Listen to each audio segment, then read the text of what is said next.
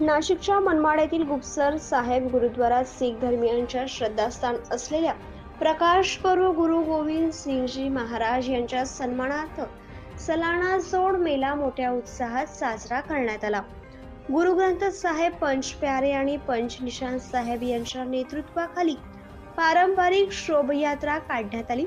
प्रमुख पाहुण्यांमध्ये संत बाबा नरेंद्र सिंगजी नांदेड, संत बाबा बलिविंदर सिंगाजी कारसेवा नांदेड आणि बाबा शेठे रणजित सिंगाजी गुरुद्वार प्रबंधक मनमाड यांचा समावेश होता।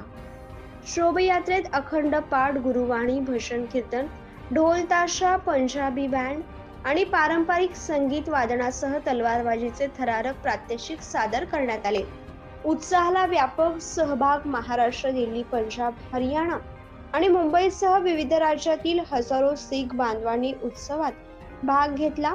शोभायात्रेच्या मार्गावरती धर्मगुरूंचा शाल देऊन सत्कार करण्यात आला।